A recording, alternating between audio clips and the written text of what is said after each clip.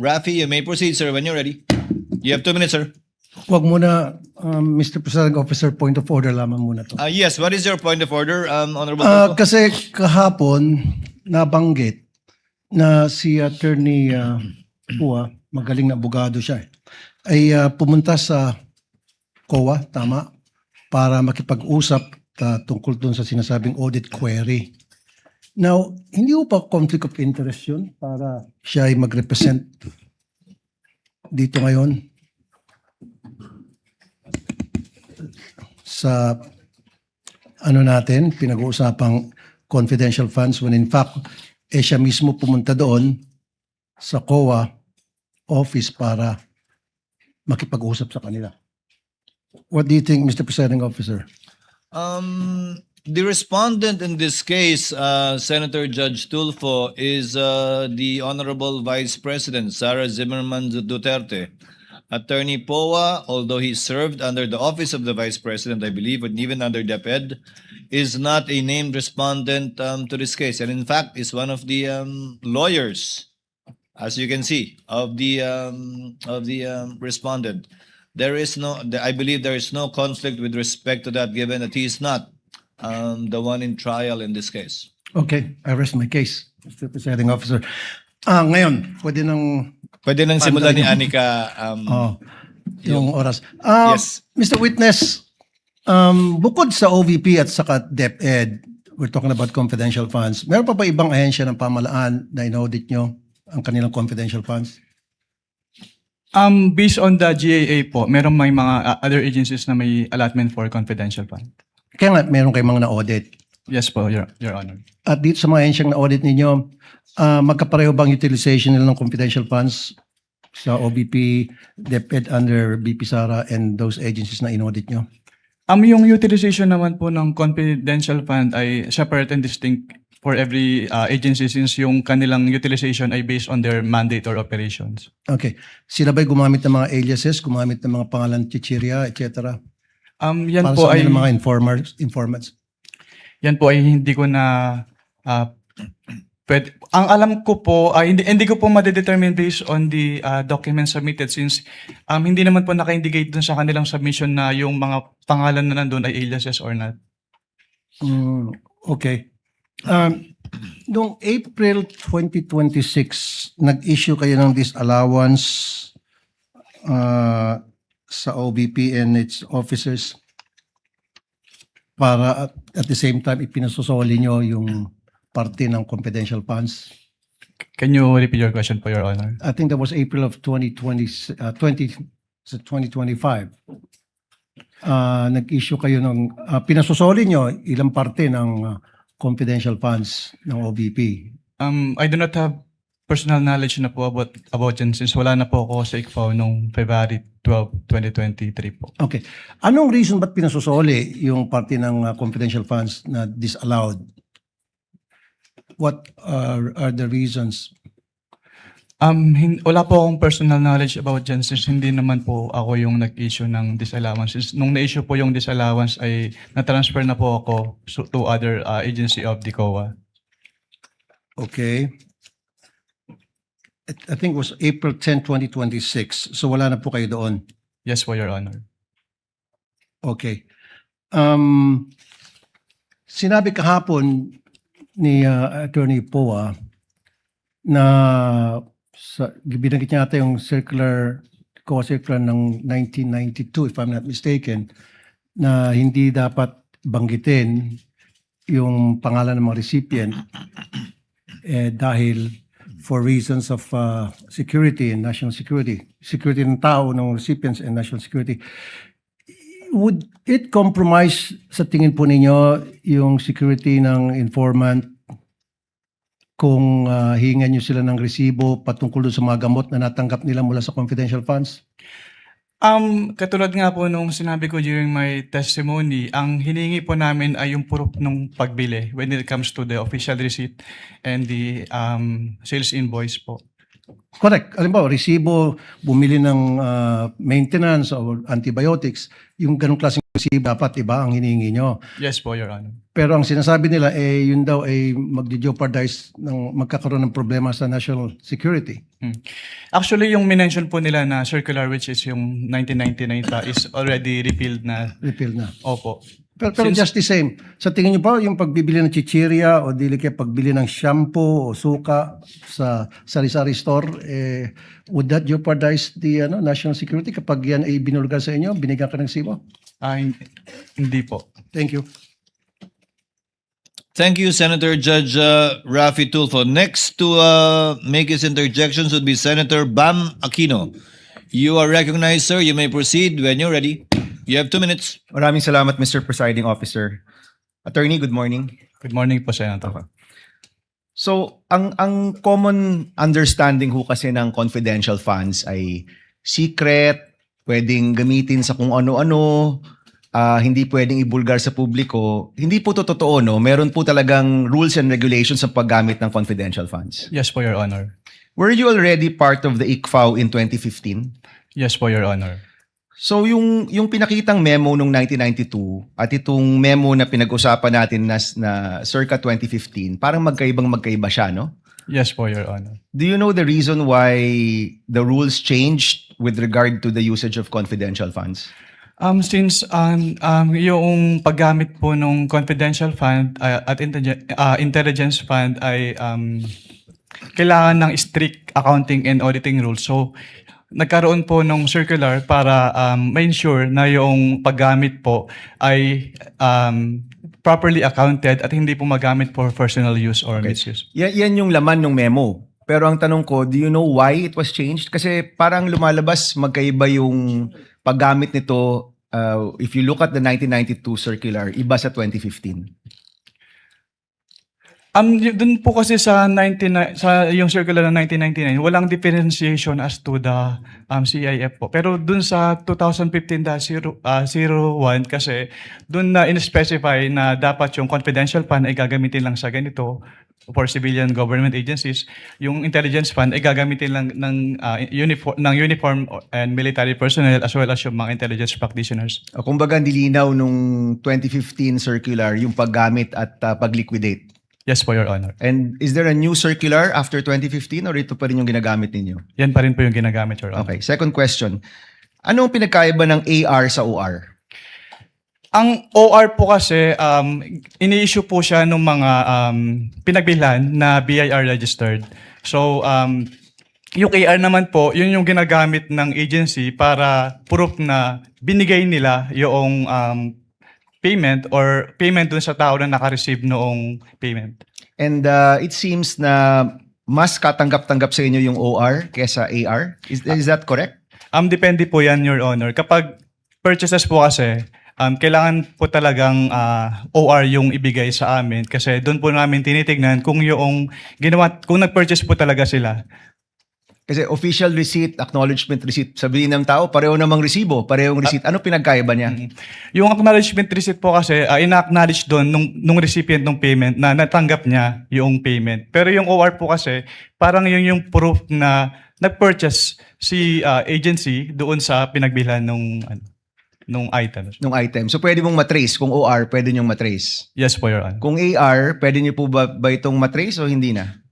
Pag AR po kasi, kung ano lang po talaga yun nandun sa face nung document, yun lang po yung basis namin since document-based po yung audit namin. Pag AR po kasi, makikita lang po doon kung saan binili. Okay, yun lang yung information. Tsaka kung sino tumanggap. Opo, yung pinagbilan po. Okay, dito naman sa tumatanggap, no, allowed ba yung code names? Allowed ba yung alias sa inyo? Based on the provision of the joint circular, it is neither allowed nor prohibited po since silent po yung joint circular as to that. Is that as of 2015 or even in previous liquidation of confidential funds? Wala. Based on my recollection po, even yung dating circulars po, buhat nung nag-assume po ako sa ICFA, wala naman pong provision as to the use of aliases. So bawal ang paggamit ng alias. The circular is silent po. Okay. Para sa inyo, kung alias, yung paggamit ng alias ay bawal, so hindi importante kung may ibang tao ito, totoong tao ba to, basta yung pangalan na binigay sa inyo, ang expectation nyo, totoong tao yan. Based on that, kasi ang katulad nga po ng sinabi ko, document-based po kami. So wala po kaming way to determine if this is an alias or not po. Oh, but in general, ang tinatanggap yung dokumento, dapat totoong tao. Yes po, Your Honor. Okay, next. Did you have napag-usapan nyo kahapon yung dealings nyo with OVP nung lumabas na or malapit nang lumabas yung AOM? Previous to that, meron ka bang dealings with OVP? Wala na po, Your Honor. So walang kumausap sa inyo, walang nagtanong kung paano to dapat i-liquidate apart from the meeting which included Attorney Poa. Wala na po akong maalala, Your Honor. Okay. Last question lang, Mr. Presiding Officer. Please wind up. Yung notice, yung AOM, ibig sabihin yan, may chance pa kayong i-correct, di ba? Yes po, Your Honor. Pag notice of disallowance na, may chance pa ba yung i-correct o naniningil na? Actually, the moment that we issue notice of disallowance, ni-require na po yung accountable officers to restitute po yung amount And to involved. your knowledge, is there a notice of disallowance for the OVP and DepEd funds? Wala po akong personality, pero nakita ko po sa news po, so I was made aware na may end na po yung OVP 2022. So may notice of disallowance na ang OVP for the 500 million pesos. For 125 million pesos po for the fourth quarter of 2022. So sinisingil na yan kay Vice President Duterte. Yes po, Your Honor. Okay. Thank you, Mr. President. Thank you, Senator Judge Aquino. Next to make his interjections is Senator Judge Pangilinan. You're recognized, sir. You may proceed when you're ready. Thank You have 2 minutes. Mr. President, Mr. Presiding Officer. Magandang umaga, Mr. Witness, Ginoong Mawil. Wamil po. Wamil. Magandang umaga po, Your Honor. Yes. Nabanggit nyo sa inyong testimonya kahapon at nung isang araw na yung tinatawag na supporting documents, kasama dyan ay either sales invoice o official receipts. Tama? Yes po, Your Honor. Okay. Let me backtrack a bit. 10 years kang nasa ICFAO. Tama? Yes po, Your Honor. Almost 10 years po. Okay, without mentioning the agencies, ilang agencies na gobyerno ang na-audit mo tungkol sa confidential funds? Marami na po. Pag sa NGAs po, parang nasa 30 plus na po yung na-audit ko. And sa LGUs, marami na rin po. Hindi ko na po mabilang kung ilang agencies So, na po yung more na-audit. than 30. Yes po, Your Honor. Okay. Sa mga ahensya na ito, 30 ahensya, masasabi mo ba na nire-require din yung liquidation ng official receipts at ng sales invoice?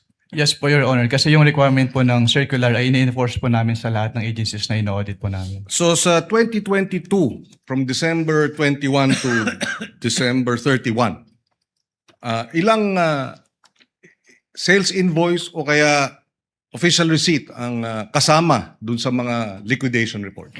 Wala po sinabit sa amin, Your Honor. All right. Thank you. Thank you, Mr. Presiding Officer. Thank you, Mr. Senate President. Next for his interjections would be Senator Judge Joel Villanueva. You are recognized, sir. You may proceed when you're ready. You have 2 minutes. Thank you, Mr. President. Mr. Witness, are you aware of ESI 100?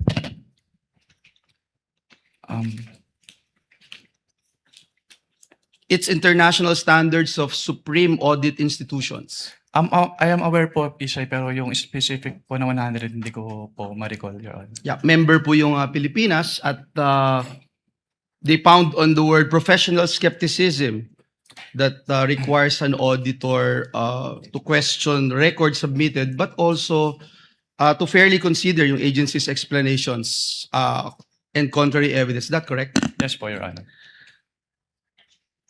Para lang maintindihan natin, actual nyo po bang sinuri ang mga transaction? Ibig sabihin, isa-isa po ba itong ini-examine lahat? Gumagamit ba kayo ng sampling, piling transaction, yung sinusuri? Gumagamit ba kayo ng materiality threshold sa pagpili at evaluation nito?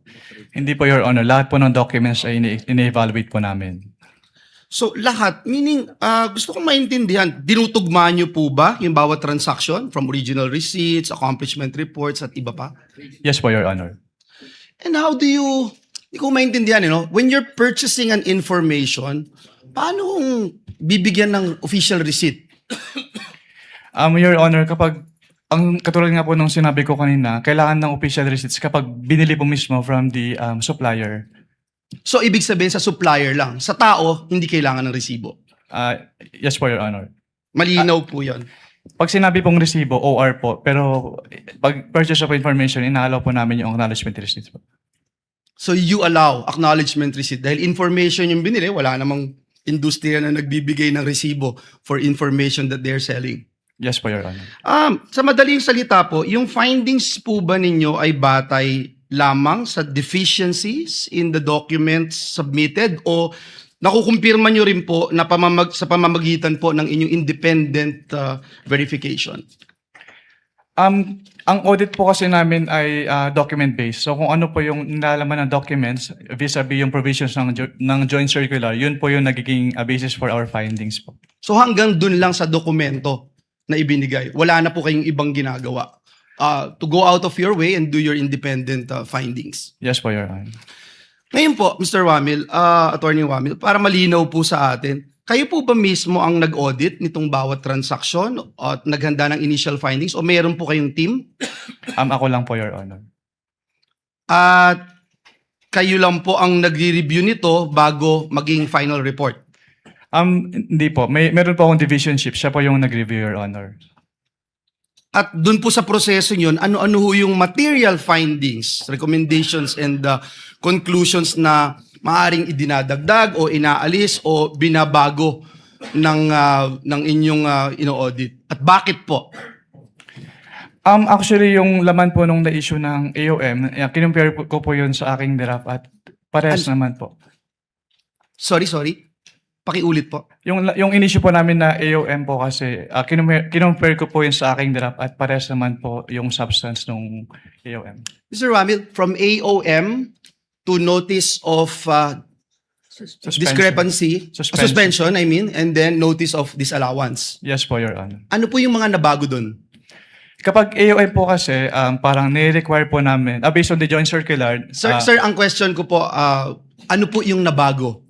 Ibig sabihin from AOM, nabago po, di ba? Kasi binanggit nyo sa kanila, ito yung hinahanap namin. Yes, Wala pa rin po. Nag-issue na ho kayo. Sa pangalawang stage, nag-issue na po kayo ng notice of suspension. Yes po, Your Sa pangatlong stage, nag-issue na kayo ng notice of disallowance. Dun sa stages po na yon, marami po bang nagbago? Para ho kasing sinasabi natin dito, hindi pa rin po sila sumunod sa pangatlong pagkakataon, sa ikatlong stage. Yes po, Your Honor.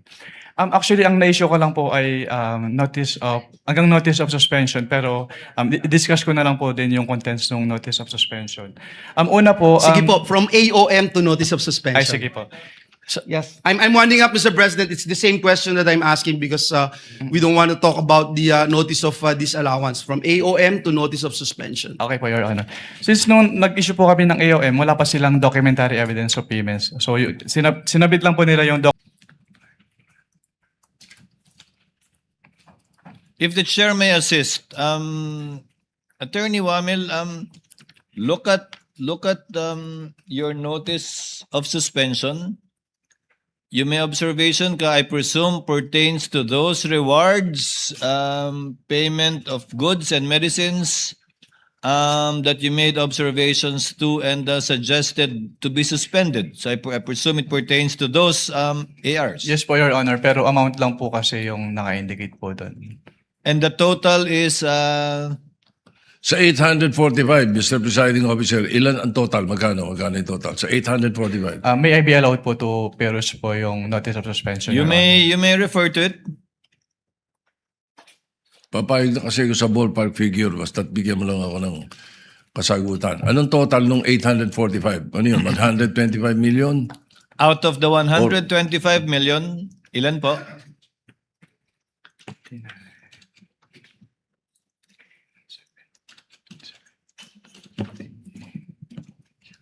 Your Honor, please. Let's wait for the witness counsel to answer. He's referring to your marked exhibit, the notice of suspension. I believe it's on the first page, Attorney Wamil. Sa first page po, with respect to the payment of rewards po, 59,787,000 pesos po, Your Honor. With other purchases naman po, umabot po siya ng around 15 million pesos, Your Honor. So ilan yung walang observations? Wala kayong observations? Bali, ang total po ng may observation namin ay around 75 million pesos po, Your Honor. 75 million sa may observations, so around 50 ang mga walang observations. Ganun ba? Yes po, Your Honor. And all right, so that is for the 125. Yes po, Your Honor. I don't have any time anymore, so it's okay. Thank you. Thank you, Senator Judge Soto. Senator Judge Lacson may proceed with his interjections when he's ready. You have 2 minutes, sir. Thank you, Mr. Presiding Officer. Good morning, Attorney Wamil. Good morning po, Your Honor. Kindly refresh my memory, no? Kasi ang pagkaalam ko, sa paggamit ng intelligence saka confidential fund, hindi lamang sa pinapayagan o hindi pinagbabawal ang paggamit ng alias, kundi necessity for practical reasons, di ba? Yes po, Your Honor. And idadivert lang yung totoong tao nasa likod ng mga alias kapag declassified na o tapos na yung tinatawag na confidential or intelligence operations. Tama, di ba? Yes po, Your Honor. So ang tanong ko, meron ba kayong, wala ba kayong efforts na alamin kung sino yung mga nasa likod ng mga aliases na sinabit sa inyo? Since document-based lang po kami, Your Honor, hindi na po. Wala na po kami. Yan ang susunod yung tanong. Ano? Bakit paper audit lang kayo? Wala kayong physical? Parang bitin yung inyong pagsasagawa ng audit.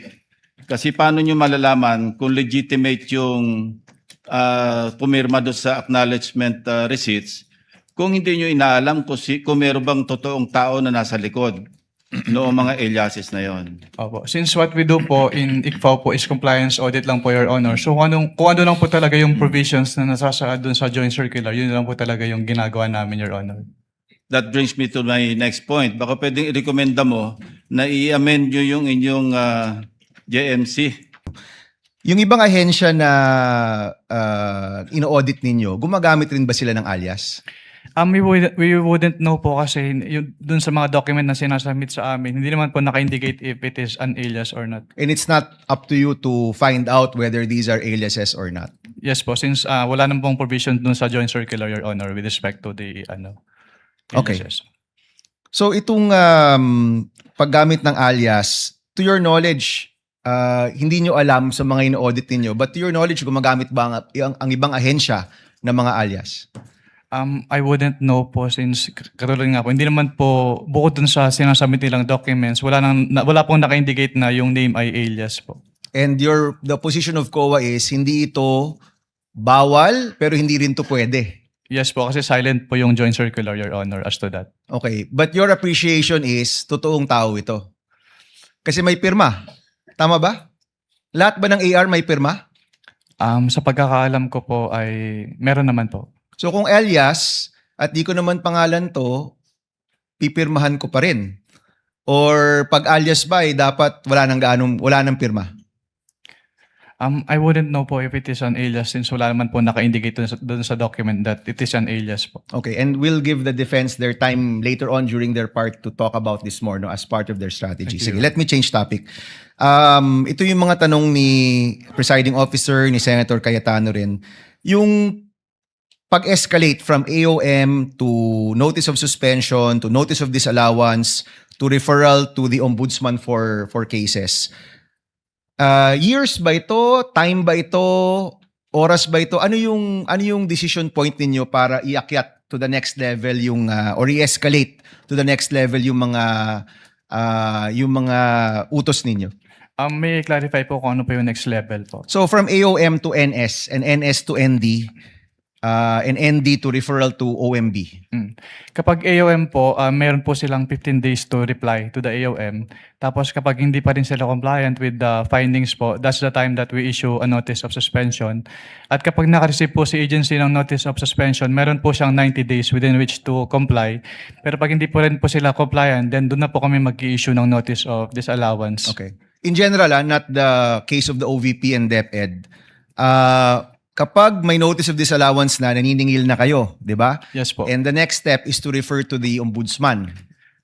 May remedy pa rin po naman si Okay. agency. Paki-explain nga ano Which ba is yung to remedy? settle, bayaran yung amount or to appeal. Within? Within 180 days po from the date of receipt po nung disallowance. Okay, so we will find out with the next witness when that notice of disallowance was at kung pasok pa rin sa 180 days. Kung wala pa rin sa 180 days, then you refer to the ombudsman? Yes po, kasi pag hindi po sila nag-appeal at hindi rin po sila nagbayad, nagiging final po yung decision, and that's the time na we refer na po to the Office of the Ombudsman kapag hindi po sila nag-comply. At meron ka bang knowledge about the status of these disallowances right now? Wala po, since confidential po yan, hindi naman po yan ina-announce sa buong COA, so I wouldn't know po. So let me ask the prosecution, final question. Is that the next witness? Is that going to be the testimony of the next witness? Itong disallowance, 180 days na lumipas, at kung may referral to the ombudsman? Yes, Your Honor. All right. Thank you, Mr. Presiding Officer. Thank you, Senator Judge Bamakino. Next will be Senator Judge Marcos for her interjections. Thereafter, Senator Judge Risa, kindly prepare. You may proceed, ma'am. When you're ready, you have 2 minutes. Yes, maraming salamat, Ginoong Pangulong Hukom. Itutuloy ko lang yung tinatanong ko kanina dahil may nabanggit kayo ng presumption of misappropriation. Tama ba? For personal use. Based on the joint circular po, meron po. Oo, tama. Pagkatapos nun, tinitingnan ko yung joint circular at maliwanag that the presumption for misappropriation arises against the accountable officer. Di ba? Yes, Against the accountable officer. Sino ang accountable officer? Maliwanag naman yung joint circular. Sa 3.1, sabi, yung officer whose duties permit or require possession of government funds. Hindi ba?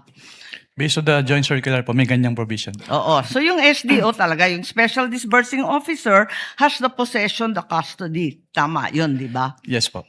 O kung ganon, if the presumption na personal use, ayon sa 8.3 ng Joint Circular, failure of the accountable officer to liquidate any public funds is tantamount na nga to that presumption. Hindi Yes, po po. ba?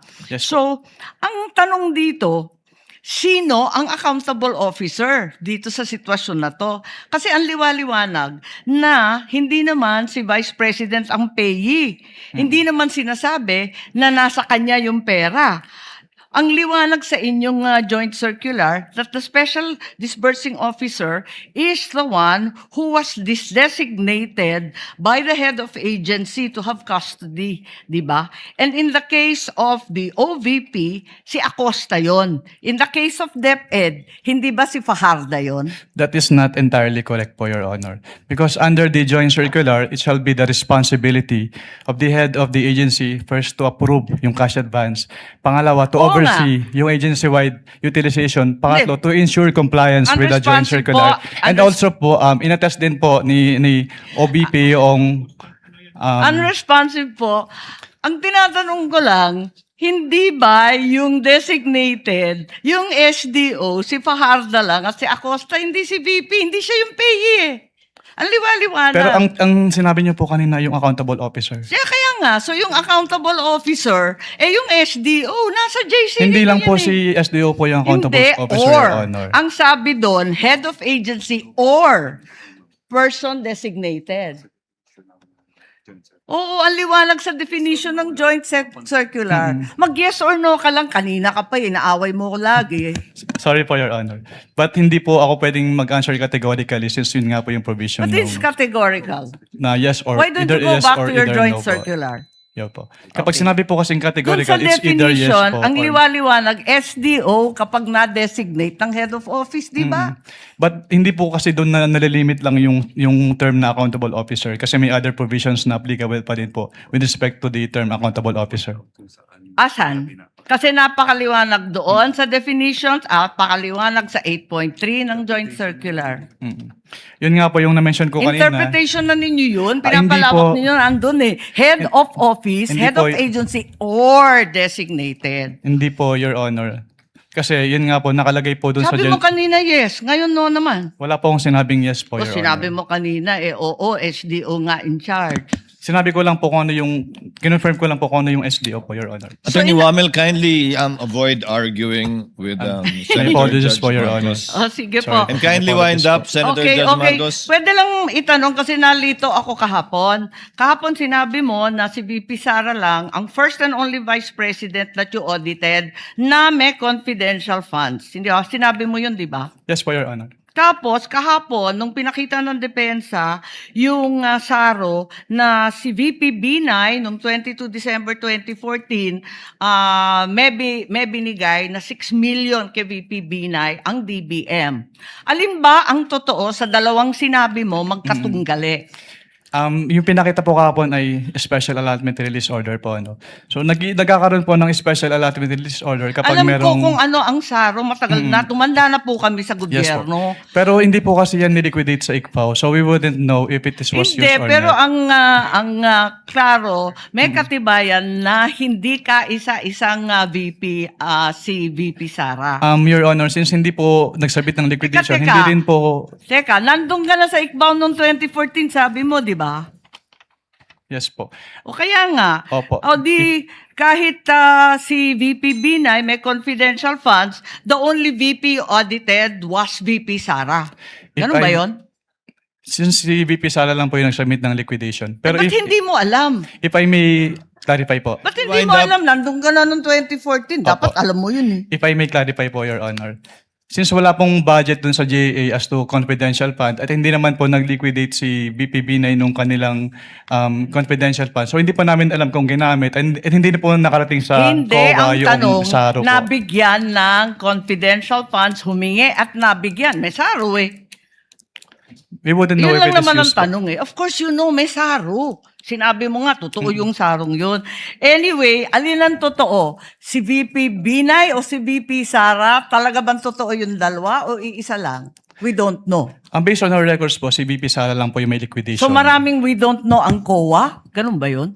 Based on our records po, si VP Sala lang po yung nag-liquidate nung confidential fund. Eh may record nga ng SARO. Maraming salamat. Kindly wind up. Presiding Judge. Thank you, Senator Judge Marcos. Sorry, walang liquidation. To clarify and finish that point, if there was no liquidation, there's nothing for COA to look at. But it's possible that indeed confidential funds were given to the former Vice President Binay. Yes po, Your Honor.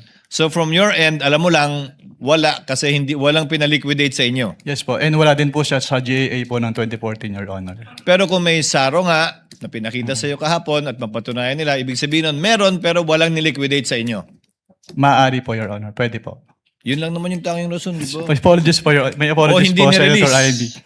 Ivy. Next to interject is Senator Risa, thereafter Senator Judge Rafi Tulfo. Senator Judge Risa, you may proceed when you're ready. You have 2 minutes, ma'am.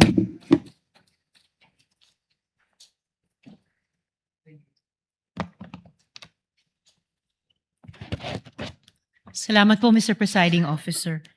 So, to clarify further and confirm, hindi nagbigay ng evidence of success si Vice Presidente, pero lumabas ang pera at marami ang nakatanggap ng reward. Tama Based po? on the documents po, Your Honor. Yes po. Yes, based on the documents. Now, based on your experience po, karanasan nyo bilang auditor, ano pang pinahihiwatig nito?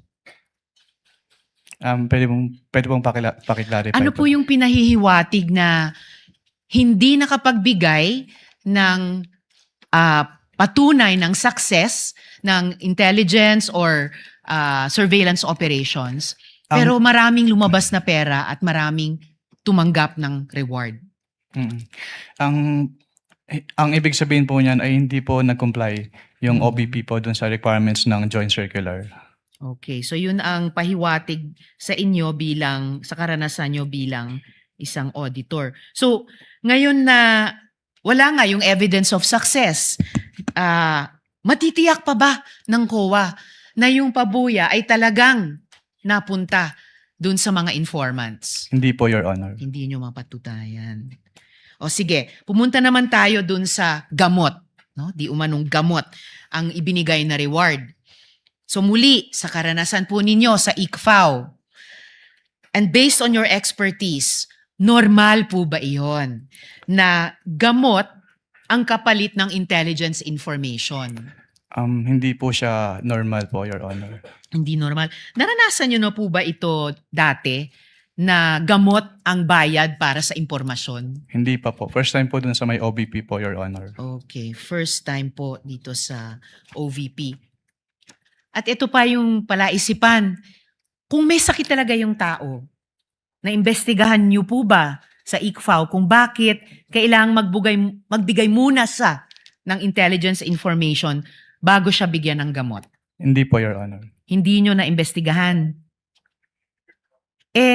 So bilang auditor, ito po ba ay ifa-file sa ilalim ng pabuya o sa ilalim ng ayuda? Pwede po kasing tingnan yan. Kasi since document-based po kami, pwede po siyang tingnan as payment of rewards, pero pwede rin po siyang tingnan as provision of medicine. So pwede rin tignan as provision of medicine. So pwede rin siyang tignan na ayuda. Kung Hindi yun po yung pabuya. ibig sabihin ng provision of medicine, pwede rin po. Pwede rin. So kasi, paano yun? Yung mga informant po ba, most of the time, may sakit? I wouldn't know po. Natanong nyo ba kung ang gamot na yan ay para saan? Hika ba? Alta presyon ba? Diabetes ba? Hindi po. Hindi rin. And ayon po dito, si Mary Grace Piatos, ayon sa isang acknowledgement receipt, si Mary Grace Piatos ay nakatanggap ng 70,000 pesos worth ng gamot bilang pabuya. Ano po ba yung sakit niya? Hindi ko po malalaman since wala naman po dun sa document po na sinamit. Kindly wind up. Will do, Senator Mr. Judge Risa. Presiding Officer. Pero may paraan po ba ang ICFAO malaman kung ano yung sakit niya? Kasi binayaran natin ito eh. Pwede po namin tanungin, Your Honor. Pero since document-based po kami, kung ano lang po yung nasa document, yun lang po yung malalaman namin. Document-based pero pwede niyong tanungin. Yes po. Okay. Kapag may mga hindi normal na pangyayaring ganito. Yes po. Allowed po kami under 6.2.3.7 of the Joint Circular po. Okay. Salamat, Mr. Witness. Salamat, Mr. Presiding Officer. Thank you, Senator Judge Risa. Mag-round 3 po ako kung meron po. Salamat. Let's try to finish the interjections of Senator Judges before we pause for lunch so that we can resume with the new witness of the prosecution after lunch. Senator Judge Rafi Tulfo is recognized. Thereafter, Senator Judge Villanueva for the availment of round 2. You may proceed, sir, when you're ready. You have 2 minutes.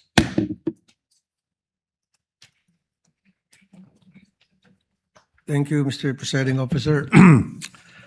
Mr. Witness, sa panahon na kung saan nakabilang ka ng ICFAO at ikaw ay mga nag-audit ng mga ahensya ng gobyerno, meron ka na bang, bukod sa OBP at saka sa DepEd under PP Sara, meron ka na bang ibang agency ng government na na-issue niyo ng disallowance?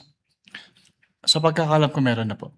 Ano itong mga agency na ito? Hindi ko po pwedeng i-disclose. Your Okay. Honor. At bakit?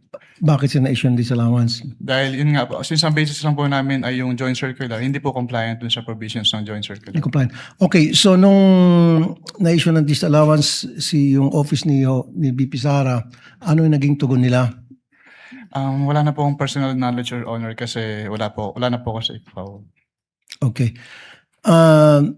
Nabanggit mo rin na ikaw nga'y pinuntahan sa tanggapan mo sa COA para magkaroon ng tinatawag na audit query.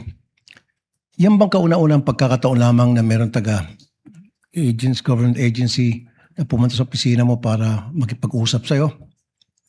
May mga agency po na nagtatanong, nagsisik po ng clarification with respect to the provisions of the Joint Circular. Pero yung OBP po yung first time na nag-ask po ng audit query. OBP? Yes po. Okay. Noong mga panahon na pumunta sila sa inyong tanggapan, pinanganak na ba doon si Mary Grace Piatos? Hindi pa. Meron na bang Grace Piatos noon? Wala po doon sa submissions nila po, Your Honor. Wala pa. Okay. Nung puntahan ka ng Chief of Staff ng OVP at saka yung si Attorney na nandito ngayon, nakalimutan ko yung pangalan niya. Ayoko na pangitin. POA. Were you intimidated? Wala naman pong ganun, Your Honor. Good. And yun yung isang unang pagkakataon na sabi mo kanina na may pumunta doon para makipag-usap tungkol sa audit query. Yes po. Okay. Anyway, nothing personal to sa'yo, attorney. You're a good lawyer. As a matter of fact, dati nakausap ko siyang meron programang Wanted sa radyo, may problema tungkol sa DepEd, and I call him at sumasagot naman siya at yung mga sinasagot niya sa akin, okay naman. And for that, hanga ako sa'yo. Doon lang sa programang Wanted sa radyo na mabilis kang lapitan at natutugunan mo yung mga problema na nilalapit ko sa programa ko. Thank you. Thank you. Thank you, Senator Judge Rafi. Mr. Senator Chair. Judge Sorry. Joel. Mr. Presiding Yes, Officer. what is the pleasure I of don't know if counsel this for is in order, so I would just like to ask if you would allow me to do so. But since I've always been, I mean, they're alluding, I was alluded to, and references were made to the meeting. If you could just give me maybe 2 minutes to just give context to that meeting. But if I'm not allowed to do so, then I will submit to the ruling of the presiding Unfortunately, officer. counsel, no. That's why I also prohibited them from questioning you or Yes, okay. alluding to you in relation to any question. I You will understand. have the appropriate opportunity during your presentation of evidence in chief, if you do so, if you want to explain that meeting. Although I watched you This is- trying to explain it yesterday already, which I will address later. But we will cross the bridge when you present your evidence in chief, Attorney Pao. You will have your chance. Thank you, thank you. I respect that, Mr. Presiding Officer. Senator Judge Villanueva, you have 2 minutes, sir. You may proceed when you're ready. I'll help a bit. Is there anything illegal, improper to that meeting, Mr. Witness? Wala naman po since Thank you. may mga agency naman po na nagtatanong din po sa amin. Thank you. Sa item 4 ng Feb 1 na AOM na ginawa po ninyo, sabi po ninyo masyadong general ang socio-economic program delivery at hindi ito tinukoy yung specific confidential activities. Ano po yung minimum level na of detail na dapat ay nakasaad po doon sa PFP o yung physical and financial plan upang makapagbigay po ng ito ng tunay na authority at spending limit at hindi naman na inilalantad yung sensitibong operational information. Ang base po doon sa joint circular, dapat naka-indicate po dyan yung specific programs, activities and projects po na pagbabasehan ng kanilang confidential disbursement po. Yung specific confidential activities po na kanilang pagbabasehan, since yan po ay plano, dyan po nakabase yung kanilang confidential expenses. So the PFP is not merely a reporting form. Yes po. Yan po yung basis for disbursement. Dapat po bang approve at sufficiently detailed yung PFP bago ilabas o gastusin ang confidential funds? Kung magbigay lamang po ng mas detalyadong paliwanag, for example, pagkatapos magastos yung salapi, maaari po ba nitong retroactively ma-cure ang kakulangan dun sa PFP? Sa original PFP? Pwedeng pa ulit po ng tanong, Your Honor. Sorry po. Ulitin ko lang Dapat po bang approve at sufficiently detailed na yung PFP bago ito ilabas o gastusin ang confidential funds? At kung nagbigay po sa pagkakataong ito ng mas detalyadong paliwanag pagkatapos magastos yung salapi, maaari po ba nitong retroactively ma-cure ang kakulangan sa original PFP? Maaari po, Your Honor. So maku-cure siya. Ngunit hindi ito nagawa. Kaya po natuloy yung AOM, kaya natuloy dun sa NS. Yes po. Nabanggit po ninyo na limitado yung space sa accomplishment report, kaya hindi po maipaliwanag ng ahensya kung ano talaga yung bawat purchase o expense. At dahil dito, tama po ba na hindi dapat ibase lamang ng COA yung kanilang findings doon sa broad labels lamang at kailangan suriin muna ang bawat transaksyon at supporting document? Yes po, Your Honor. Doon po sa 82 million na medical and food aid, 20 million na incentives of traveling, sinuri po ba ng COA ang bawat purchase at payment? Alin po dito yung supported at allowable sa ilalim ng item 4.8 at alin naman po ang unsupported o hindi allowable?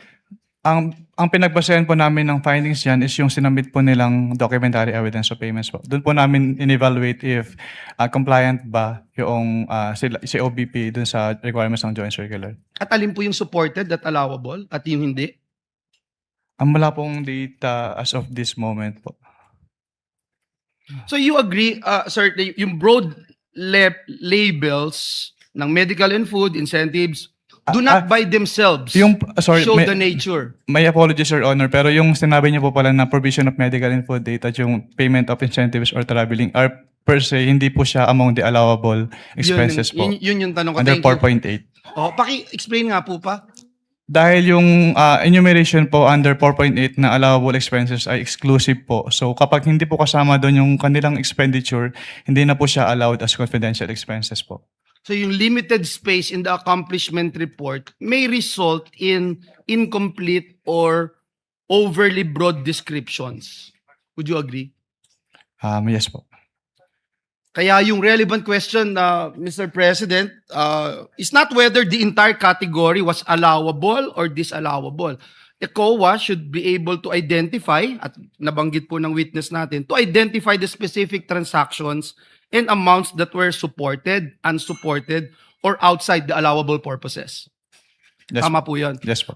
Magwawakas lang po ako, Mr. Presiding Officer, by saying, again, and I pounded this a while ago, importante na may independent, verifiable powers ang COA, hindi lamang dun sa documents na sinesend po sa kanila. Just to share my experience when I was in TESDA, dun sa, before the AOM came out, yung pong scholar, for instance, tinawagan po yung scholar, hindi ho makontak, nagpalit ho ng telephone number. Sabi, ghost na agad. So, ang hirap po nun. But dun sa AOM, na-approve, kaya hindi nag-issue ng notice of suspension because natuntun yung scholar. So I hope that is very clear and would help our Commission on Audit in doing their job more efficiently. Thank you very much, Mr. Witness. Thank you, Mr. Presiding Officer. Senator Judge Lacson, for his interjections, you may proceed when you're ready, sir. You have 2 minutes. Within 2 minutes. Thereafter, Mr. Senator Presiding Officer. Judge Padilla. What is your level or security clearance level? Top secret being the highest, access sa documents, saka information, restricted being the lowest. Meron ka ba security clearance na nag-grant o na-issue para sa'yo? Wala naman. Well, you know, I assume na mataas yung security clearance mo kasi ang hinahawakan mo, ino-audit mo, confidential information, confidential funds, di ba? Yes po, Your Honor. So I wonder why wala ka security clearance. Kasi paano ka mag-audit? Kasi pag may intelligence project, naka-vault yan eh. Lahat ng aliases, yun ang nakalabas. Pero yung tunay na identities corresponding to the aliases, naka-vault. Pag declassified na, terminated na yung program, yung activity o yung project, intelligence project, pwede na ilabas yun kasi declassified na yun. So kung wala kang security clearance, paano ma-access? Yung tulad na sinabi ni Senator Subiri, quarterly, nagpapadala sa Senate President, Speaker of the House, ng intelligence and confidence. Paano ginastos? Kasi may oversight powers kami, di ba? So paano ka makakapag-audit properly kung hindi mo alam yung nature ng intelligence project or operation? Kaya kanina tinatanong ko, yung bang evidence of success per activity, ano ba, after surveillance report. And mind you, you cannot call it successful kung negative yung surveillance. Wala nakita eh, pero gumastos ng pera yon. So would you consider that another topic as a success or evidence of success, maski negative yung resulta ng intelligence information gathering, operation or activity, or yung after surveillance report. So kung walang result, negative, hindi successful? Hindi pwedeng i-clear? Nakalagay po kasi yung nature ng item is payment of reward. So dapat... No. Pagka kasi nag-acknowledgement receipt, no? Halimbawa, bumiyahe, meron ding informant yung informant, ginasusan, o bumili ng sigarilyo sa sari-sari store, nagkape, kasi kausap yung informant. Wala ka makitang... Oh, thank you, Mr. President. Kindly wind up, Senator Lacson. Pati ako nabitin eh. You may just respond na lang. We'll wait for your answer. Ay, sorry po. pwedeng pa ulit. Ulitin ko hindi lahat ng after surveillance report successful. Negative wala nakita, pero gumastos. Oh. Hindi lahat ng intelligence gathering information successful. Kasi negative. Pero may gastos yun. How would you classify that? Evidence of success ba yun o hindi?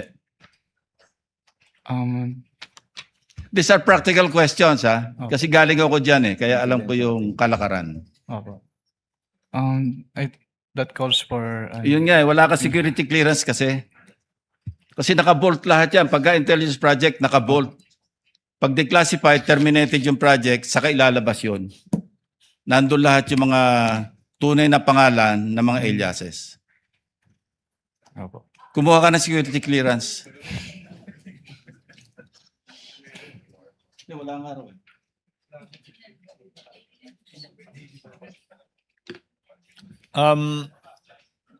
Next to interject would be Senator Judge Padilla. You may proceed when you're ready, sir. You have 2 minutes. Maraming salamat po, Ginoong tagapamahal ng hukom. Susundan ko lang po yung mga tanong ko kanina, kabayan, Nueva Okay. Ecija. Opo. Yung una pong check, And you said earlier that ngayon ikaw ay state auditor na ng COA, ICFAO. Intelligence and Confidential Funds Audit Office, correct? Opo. Okay. Can you tell us, before you became state auditor to this current position, meron ka bang ibang position sa COA? Wala na po akong naging ibang posisyon sa COA. And when did you start therefore? You're being a state auditor of the COA, ICFAO. Nagsimula po ako noong August 26, 2014. August 26, 2014. Okay. Opo. Just to remind us all, ano ba ang functions nung COA ICFAO? Ang COA ICFAO po ay office under the Office of the Chairperson na nagtitake charge po sa audit ng intelligence and confidential funds ng mga government agencies po. Okay. And what are these government agencies that you have audited? Ang mga na-audit ko po is mga local government units, government-owned and controlled corporations, at saka po mga national government agencies na kasama po dito ang Office of the Vice President at Department of Education. When you say Office of the Vice President, who? Which Vice President specifically during your term, during your current position from 2014 to the present, which Vice President have you audited in terms of confidential funds? Nung magsimula po ako sa COA, sa ICFAO, ang na-audit ko lang po na liquidation documents ng Office of the Vice President ay kay Vice President Sara Duterte. Bakit siya lang, Madam Witness? Dahil nga po from 2014 hanggang sa ngayon po, yung na-submit po sa amin na liquidation documents is sa confidential fund po ni VP Sara. Okay. Mga sinubmit sa inyo. Apo. You also mentioned na nag-audit ka sa Office of the DepEd, Department of Education. Sino-sino mga secretaries ng DepEd ang na-audit mo para sa confidential funds? Sa DepEd naman po, ang na-audit ko lang po na liquidation documents na nasubmit sa office namin is liquidation documents sa confidential fund ni Vice President Sara Duterte noong siya ay Secretary of Education. Okay, bakit? Bakit si Secretary of DepEd Sara Duterte lang? Dahil po from 2014 to present, siya lang po yung Secretary of Education na may confidential fund. Let's go now to your current function as State Auditor of the COA ICFAO. And you started when, Madam Witness? Kailan ka nag-umpisa dito? August 26, 2014 po. Malalam ba? Sino ang sinundan mo sa position na ito? Pwede pong pakiulit yung tanong? You started with this office in August. Opo, tama po. And when you started in August, were there any liquidation documents of the Office of the Vice President and the DepEd in that office? Yes po, meron po. And did you evaluate them? Nung umalis po si Mr. Wamil, ako na po ang nagpatuloy ng audit ng mga liquidation documents po ng Office of the Vice President at Department of Education po. Okay. And pag sinabi mong audit, anong klaseng audit ang ginawa mo or ang ginagawa ng office mo? Ang audit po na ginagawa ng aming opisina ay post-audit po. Tell us again, what is a post-audit? Sa post-audit po na ito, natapos na po yung transaksyon at paggastos ng pondo. Doon na po kami mag-audit. Pag natapos na po ang transaksyon at paggastos ng pondo. Natapos na yung transaction, nagastos na yung pera, ino-audit nyo. Anong ino-audit nyo? Ang ino-audit po namin is yung utilization ng confidential and intelligence fund. Okay. Ngayon, what were these documents that Mr. Wamil left and which you took over with? Bale po, iniwan po niya sa akin ang mga documents ng OBP for the periods December 21 to 31, 2022. Kasama na rin po ang first to third quarters ng 2023. And for the DepEd po, iniwan din po niya sa akin ang mga documents for the first, second, and third quarters of 2023. Showing to you, Madam Witness, a tabulation. Merong ginawang tabulation si Mr. Wamil at ito po ay minarkahan natin to cover exhibits P-1-8-1 up to P-1-8-848 covering 845 acknowledgement receipts for the period December 21 to 31, 2022. If shown to you, this tabulation and the supporting acknowledgement receipts. I think the court is inclined to allow for this one more opportunity to stipulate as to the acknowledgement receipts. Again, there is no it is not mandatory. The court is not forcing the counsel for respondent to stipulate on documents they refuse and don't want to stipulate. But since you have your own copies of ARs, and since the issue pertains to the chain of custody, after you submitted it to the COA, then the court would like to afford you the opportunity to compare it. Again, you need not stipulate on anything. You don't have to stipulate on a single one, but the court would rather give one more chance or one more time to try to do this, to save on the court's time, without prejudice. Again, to the respondent or counsel for respondent saying that they refuse to stipulate because they are different from the copies that they have. Counsel? Yes, Your Honor. Actually, we will agree to that proposal, Your Honor, but we provided, Your Honor, that we will not be forced to stipulate that the ARs are authentic, etc. And then the date and time, Your Honor, shall be mutually agreed upon by the parties. Of course. Of course, Your Honor. I think Of course, the date and time should be mutually agreed upon between Thursday and Friday. Your Honor, please. You asked for it. Because Your insofar Honor, as please. this witness is concerned, or give me one date on one time slot on Thursday and Friday which you can agree on after we adjourn. Your Honor, please. If I may add as well. In the marking of these exhibits, Your Honor, before the Honorable Clerk of Court, each acknowledgement receipt had 3 signatures. The signature of the Clerk of Court, the signature of one of the representatives for the prosecution, and the signature of the defense counsel, Your Honor. 3 signatures per document. And now they still want, they had signed each of these acknowledgement receipts, Your Honor. That's number 1. Number 2, Your Honor, perhaps to restore a level of trust on the side of the defense, maybe we can even use their own documents. If they do not trust the prosecution's documents or photocopies of the prosecution's documents, then we will use their documents, Your Honor, because we are certain that their documents is the same as our documents. Let's use the defense documents, Your Honor. Then they will not say, we do not trust these documents because it is their own defense documents. Maybe that will solve the problem of this court. We will use your documents, counsel. Will you still question using your own documents? Will you still question the authenticity of your own documents? Of course not, Your Honor. Okay, Of then course not, maybe counsel. that is But a possible solution, Your Honor.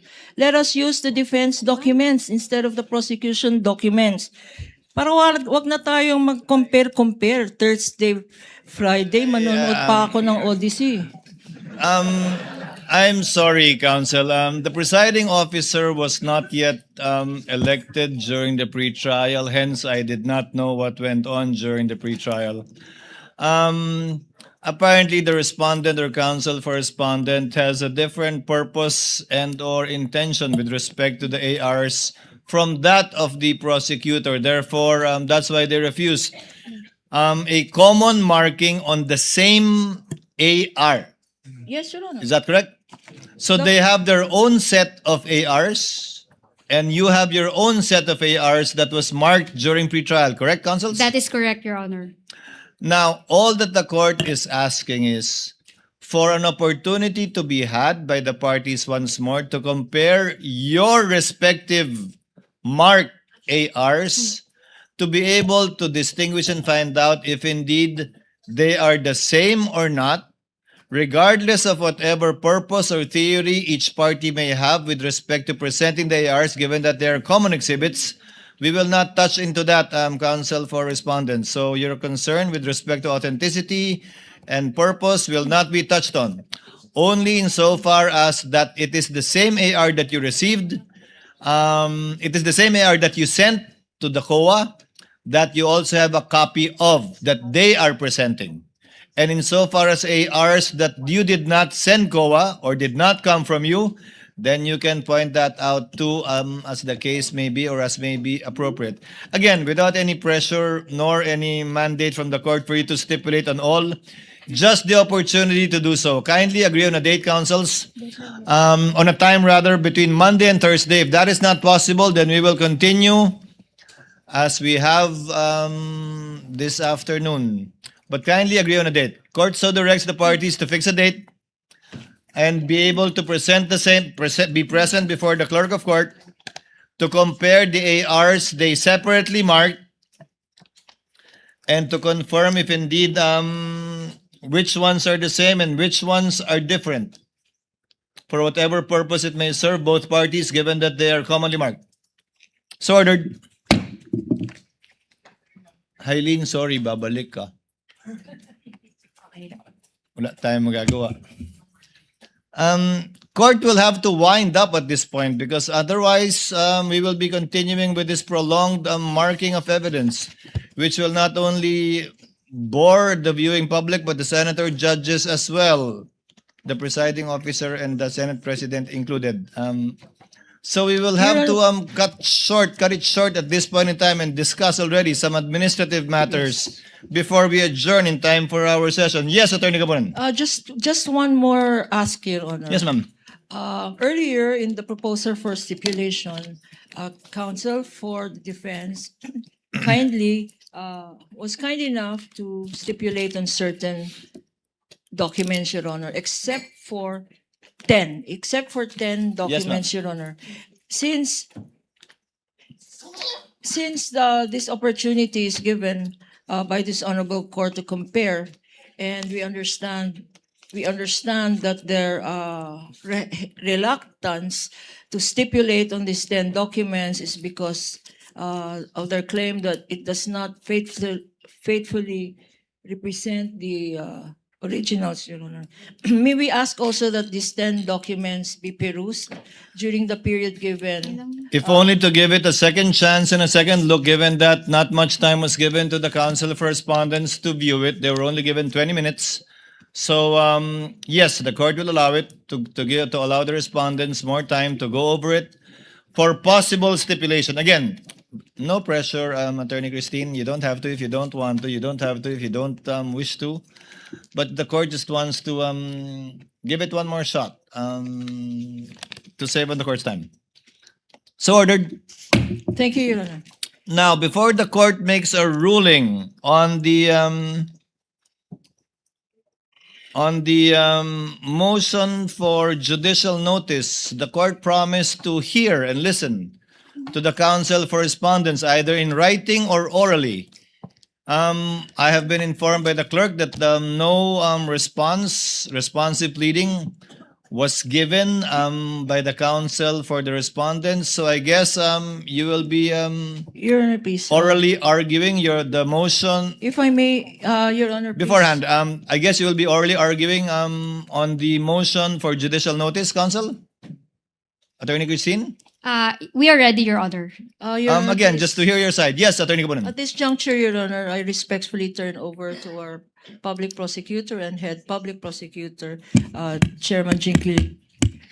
Yes, thank you, Honorable Luistro. Before I recognize you, Ma'am Hailin, you are excused. Sorry po.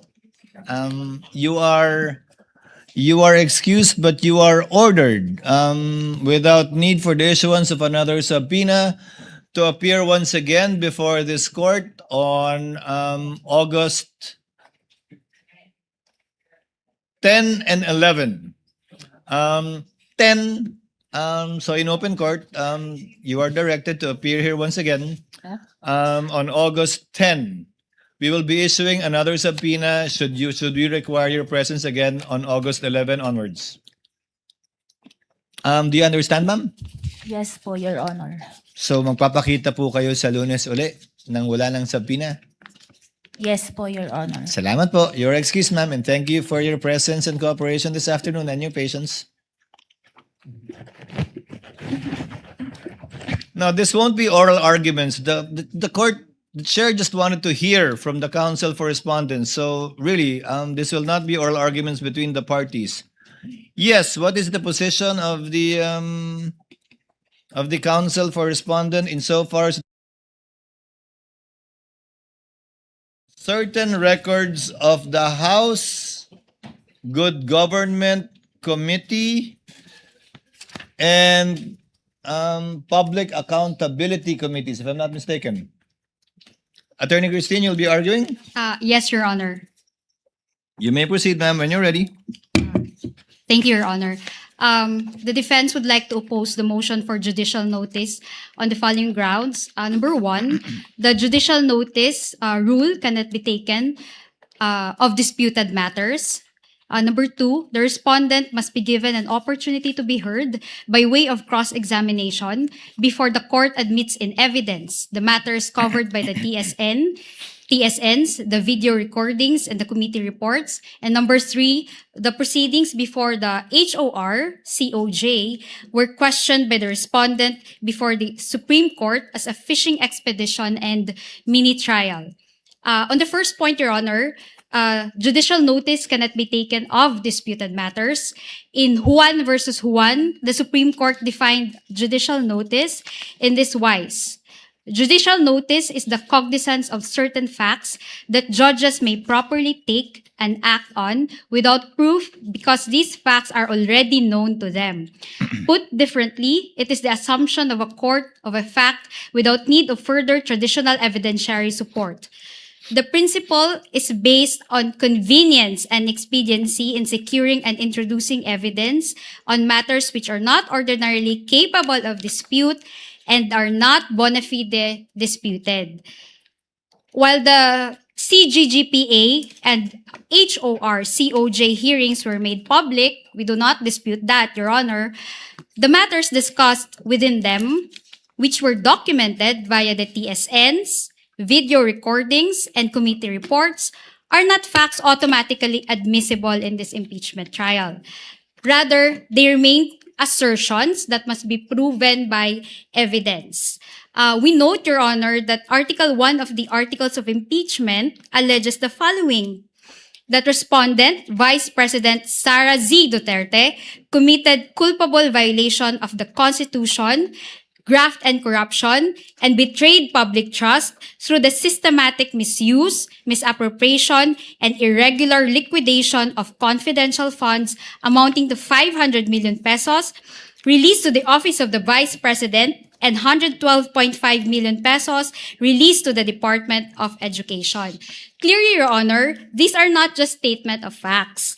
These are accusations of misuse, misappropriation, and irregular liquidation of confidential funds, which must be proven by the prosecution through presentation of evidence.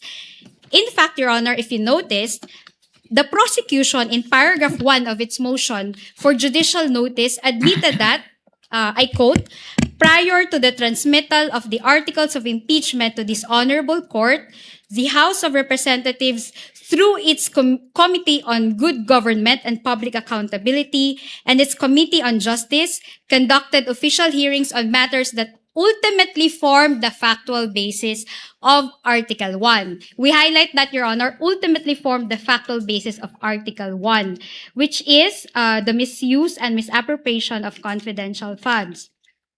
Okay. Article 1 of the Articles of Impeachment, as a continuation. These proceedings were officially documented through transcript of stenographic notes, or TSNs, official audio-visual recordings, and committee reports. I am just reading, Your Honor, I'm just referring to the motion of the prosecution. Thus, we cannot take the TSNs, the video recordings, and the committee reports as they are, Your Honor, without cross-examining the witnesses of the prosecution. The impeachment court cannot just take the utterances, testimonies, the questions and answers, and the interpellations during the COJ and the CGGPA hearings as factual findings and statements of truth without going through the usual route of evidence presentation. In fact, Your Honor, we are even unsure whether these videos are spliced, edited, or shortened, with due respect, and whether the TSNs are accurate and edited or modified, as portions of the TSNs turned out to be different to our transcribed notes, which leads me, actually, Your Honor, to my second point. That because the matters covered by the pieces of evidence, Your Honor, which the prosecution would like this court to take judicial notice, are exactly the matters that are being heard before this impeachment court, the respondent must be given an opportunity to be heard by way of cross-examination before the court admits in evidence the TSNs, the video recordings, and the committee reports. The requirement of due process is basic. It is the opportunity to be heard before the court. And affording the respondent the opportunity to cross-examine to cross-examine the authenticating witness serves a dual purpose, Your Honor. First, it validates the existence of the video recordings, the TSNs, and the committee report. And second, it verifies their accuracy and completeness. The Constitution explicitly guarantees the respondent's right to ensure that these pieces of evidence have not been altered, edited, or modified to fit the prosecution's narrative of Article 1. Consequently, the respondent is fully entitled to have all the observations, the objections, and cross-examination questions placed on record before the court admits these documents in evidence. It is also a matter of record, Your Honor, that the videos that the prosecution would like this court to take judicial notice were not played during the pre-trial conference, Your Honor. And it is with the understanding between the parties that there shall be subjected to proper authentication and identification during trial, consistent with the rules of court. And third, the respondent has directly challenged the House of Representatives Committee on Justice proceedings before the Supreme Court, Your Honor, characterizing them as a mere fishing expedition and an unauthorized mini trial, Your Honor.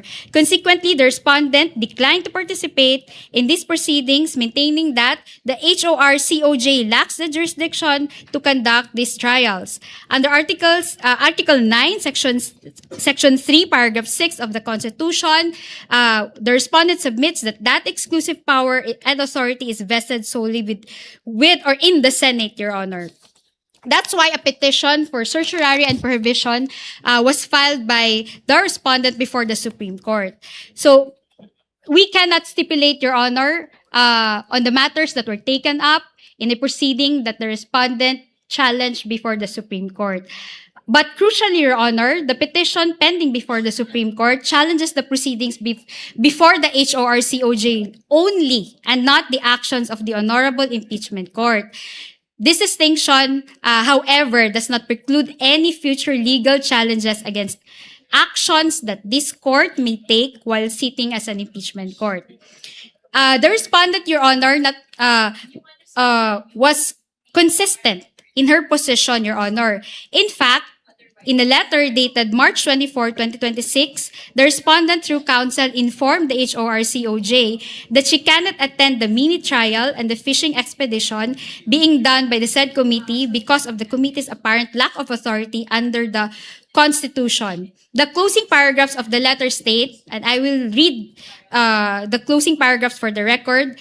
In light of this, while the invitation for the respondent and counsel to participate in the committee's mini trial is well noted, we cannot, however, do so at this point on the ground that the committee and/or the HOR, as well as any of its members, lack jurisdiction to conduct any form of trial or exercise any of its incidents.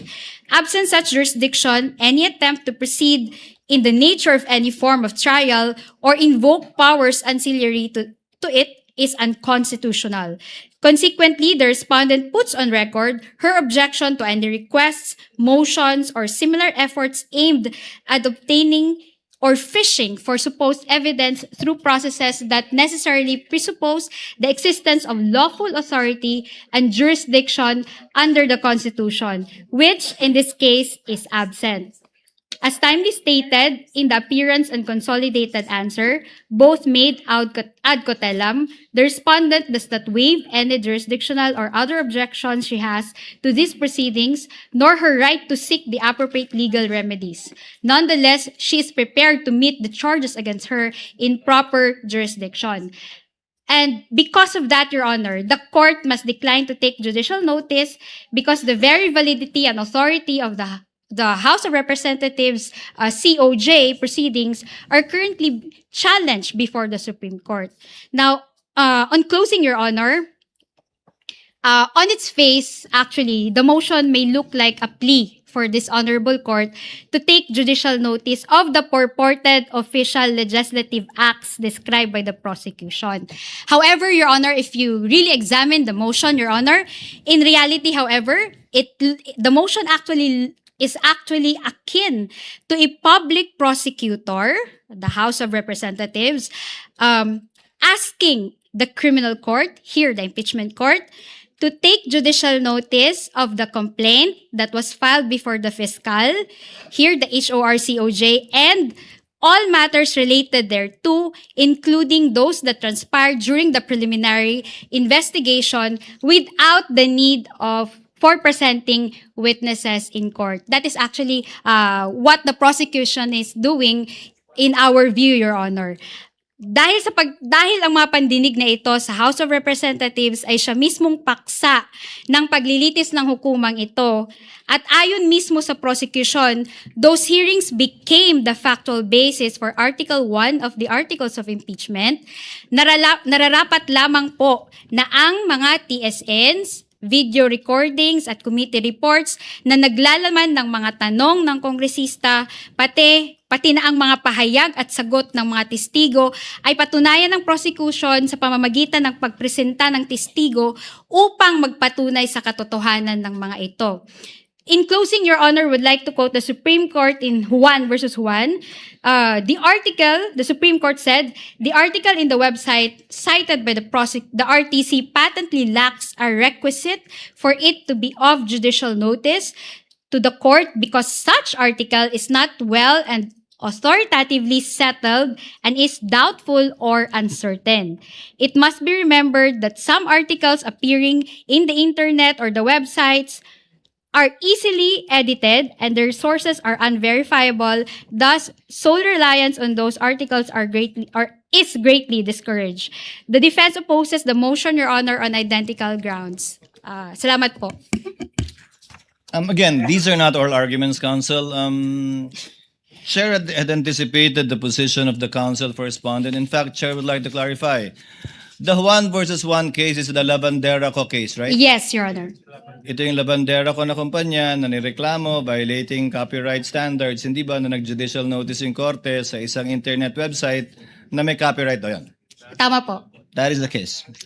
Okay, Chair will now make his ruling. First, with respect to the motion to set the conference for marking objected to by respondents insofar as number 3 is concerned. P4-35 to P4-35B, but did not object to the others. So the request for transfer of markings this afternoon, insofar as the unobjected portions are granted, insofar as the objected portions are concerned, Chair will make a ruling. We will furnish the respondent and the prosecution with the written copy of the ruling through the journal of this court.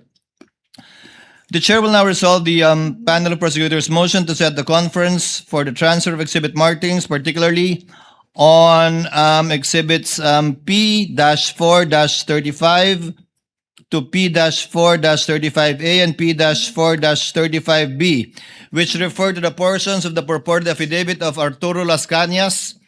And after considering the objections of the Chair of the respondent, the objection is hereby denied subject to the following guidelines and reasonings. Section 34, Rule 132 of the Rules of Court provide, the court shall consider no evidence which has not been presented or formally offered. The purpose for which the evidence is offered must be specified. Accordingly, the marking, identification, or authentication of a document does not mean that the document has been formally offered or admitted for the purpose it was so stated. The physical transfer of an exhibit, designation from a provisional copy to its corresponding original or certified true copy is even more limited. It is a mechanical and ministerial act intended only to maintain the orderly identification of the court's records. The respondent is not prejudiced by this transfer. The transfer does not alter the substance or evidentiary status of the document, referring to the Las Cañas document. It does not constitute a ruling on the authenticity, admissibility, or evidentiary weight, and it does not enlarge the purpose for which the document was originally marked. The respondent therefore loses no substantive or procedural right by reason of the transfer and may raise all appropriate objections when the document is formally offered. This conclusion is consistent with the prosecution's own representation during the July 21, 2026 hearing, wherein the Honorable Luistro stated, quote, "Your Honor, the document is being presented only to seek confirmation from the witness that he is referring to this particular document as part of the investigation of the Special Task Force. We are not presenting it to prove the truthfulness of the contents of the affidavit." Close quotation. The Chair likewise previously ruled, quote, "Again, this is only as to the fact that this is what the NBI used in their open investigation and coming up with their findings, not as to the truth of the statements being read by Director Matibag." Close quotation. The Chair further clarified on even date, July 21, 2026, the Chair will cut short any further identifications of the witness in regard to this affidavit. This is only as to the fact that Las Cañas executed a document that they used in their open source investigation, not as to the truth of what was said. The limitations remain controlling even after the transfer of the marking of this exhibit to a certified true copy. Exhibits P-4-35, -35A, and -35B remain merely independently relevant statements only to establish that the document came to the attention of and was used by the NBI in its investigation. It may not be used as proof of the truth of the allegations stated therein. As stated in Espinelli versus People, GR number 179-535, dated 6/9/14, when the relevant fact is merely that a statement was made, the hearsay rule does not bar proof of that fact, regardless of the statement's truth or falsity. Finally, the transfer of the markings does not cure the defects already placed on the record. The purported affidavit remains unsigned, unnotarized, and not made under oath, with no witness having attested to its execution and truth of its contents. The contents of the affidavit at this time remain hearsay. The transfer of the markings notwithstanding to a certified true copy of that document. Accordingly, the clerk of the impeachment court is directed to set the requested conference as requested, I think, this afternoon, if I'm not mistaken, at 4 p.m. Now, on the motion for judicial notice, the chair will make a ruling, will grant the motion with a reminder, a stern reminder and warning. The court acting on the motion for judicial notice dated August 3, seeking judicial notice of the existence and official character of the hearings and the corresponding transcripts, audiovisual recordings, and the committee report identified therein. Section 1, Rule 129 of the rules provide, a court shall take judicial notice without need of the introduction of evidence of legislative, executive, and judicial departments of the National Government of the Philippines. As stated in CLT, the case cited by the counsel for the prosecutors, there is such, referring to a Senate committee report.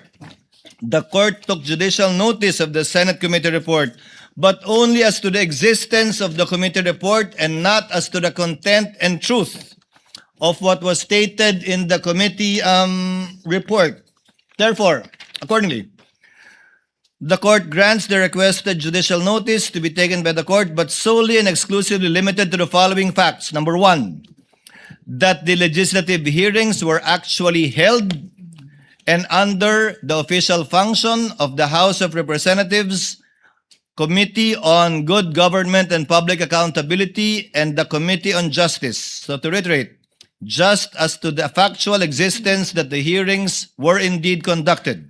Number two, that the corresponding transcripts, official, audiovisual recordings, and committee report exist as official records of the proceedings and in a separate rule, therefore enjoy the regularity of official proceedings absent contrary proof that there is either fraud, falsity, or inaccuracy, and therefore which will overcome the presumption of regularity. With a warning, having granted the motion only within the foregoing limits, the chair now states in unmistakable terms the precise effect of this ruling and reminds the prosecution, and should the time come, also the respondent, if they happen to cross this line also, Rule 129 is captioned, what need not be proved. Therefore, the court states with precision what the prosecution need not prove, only with respect to those two things.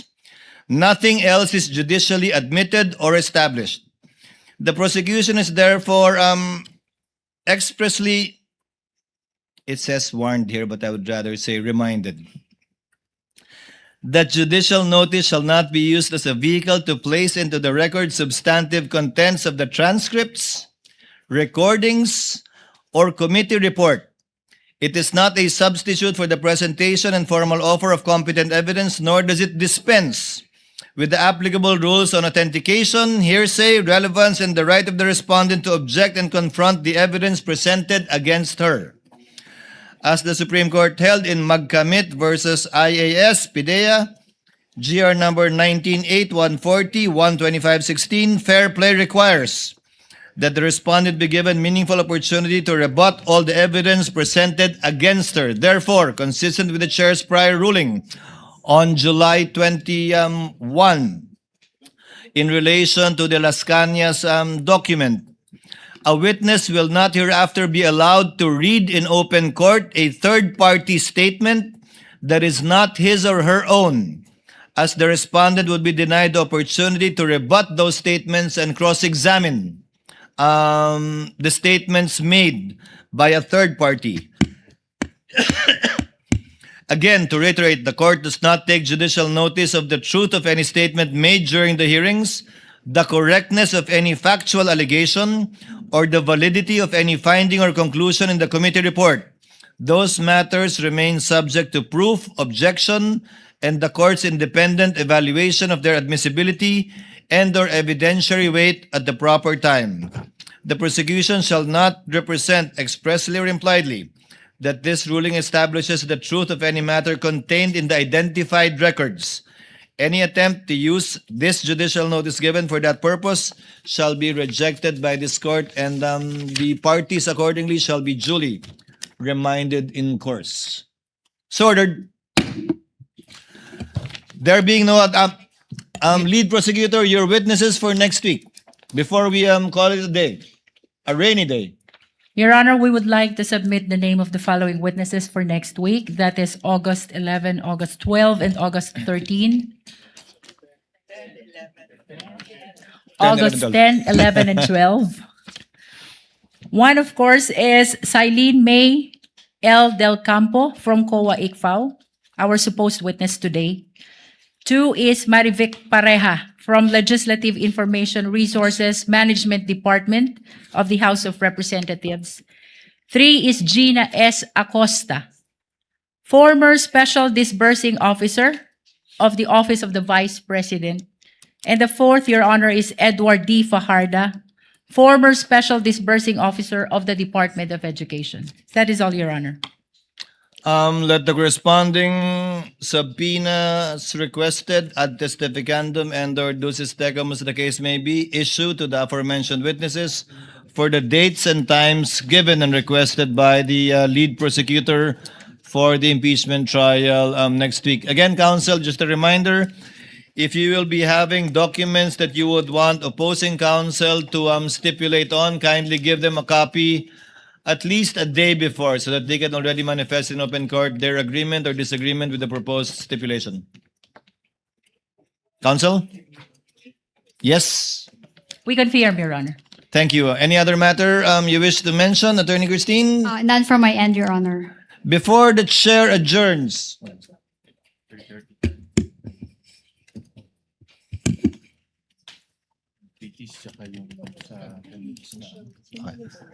there being no other business to be taken up by the impeachment court at this time, the trial is hereby adjourned until 10 a.m. of Monday, August 10, 2026.